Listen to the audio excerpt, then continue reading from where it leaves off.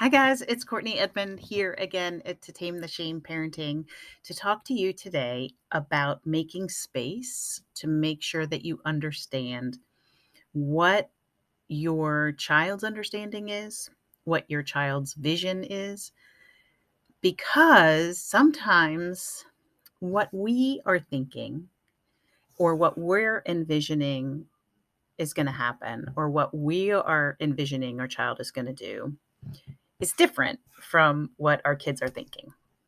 And so, if we ask them, for example, to clean their room, or if we start to talk to them about what they're going to do after high school, or if we start to um, think about um, what are some other good examples, we start to think about where they're going to go um, with their friends on where we're going to go on vacation or where we're going to go to get a haircut. And their immediate response is no, or I don't want to do that. Or we go upstairs and our kids' room, our kids have come down and said, "Hey, I'm finished with cleaning my room." And you go upstairs and it's a complete disaster. Well, for them, it might be clean. For you, it might not be clean. And so it's important to clarify and have a conversation about what you're thinking of to make sure that they understand how to meet the expectations that you have. The other reason that it's important is because if you have a memory of, having graduated from college, or you have a memory of having gone on a vacation someplace, or you have a memory um, of, what college was like, we automatically, because of our human nature, we project that memory onto our kids and what their experience is going to be and what their preferences are going to be. And we have these hopes and ideas for our kids, but it's really important to check in with them and find out what they're thinking and help clarify for us the exact opposite of that room cleaning situation, right? So tell me what you're thinking college is going to be like, or tell me what you're thinking about what you want to do after high school. And so we don't want to project too much about what our experience and what our understandings are onto our kids before we first check in with them, because we want to make sure that it's the right next step for them. We want to make sure they have the skills to do it. We want to make sure that they have an understanding about how to meet those expectations, what the situation is going to be like. And sometimes we need to paint that picture for them.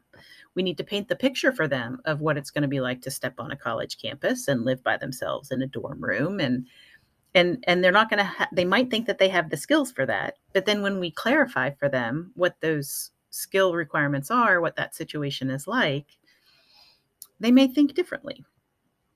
On the flip side, we may learn something from them that they have been thinking about something else and they want to do something else.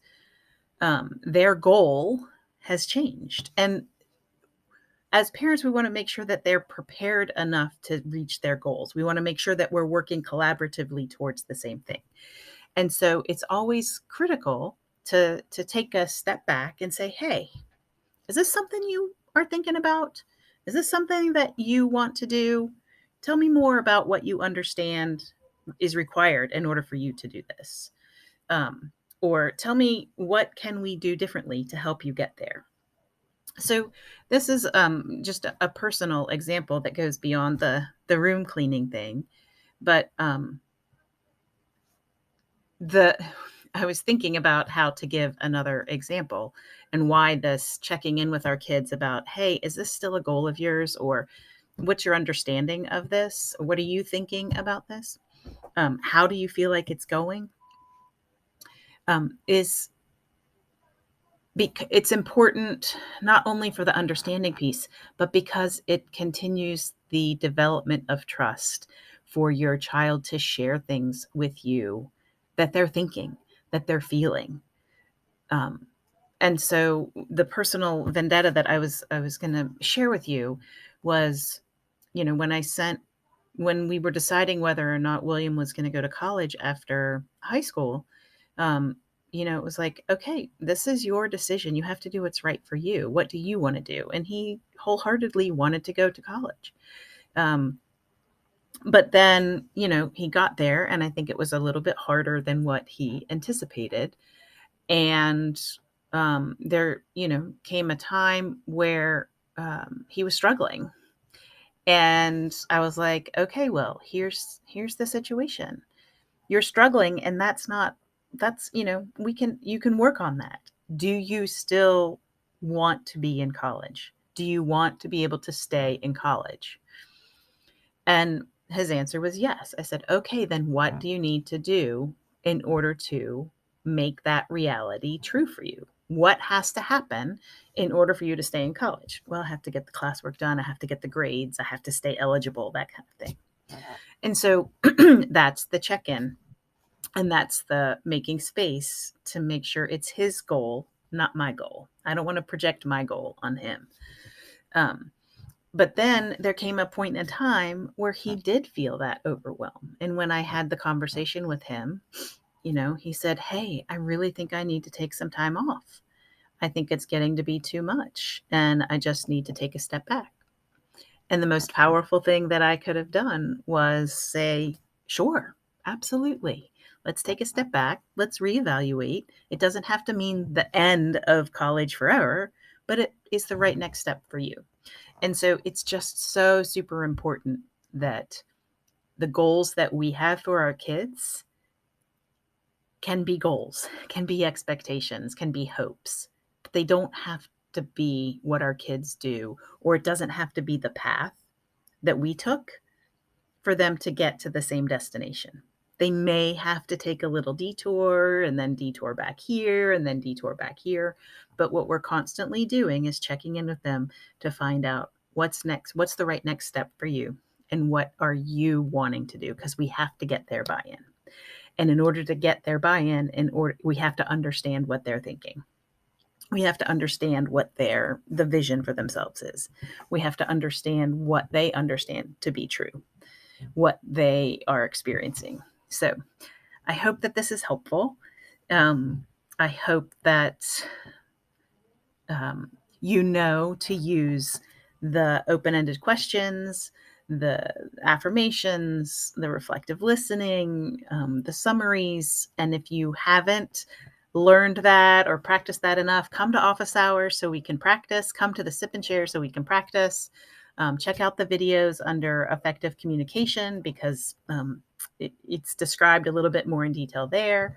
And I would be happy to role play with you so that you can practice and become effective at supporting your child and understanding what their vision is.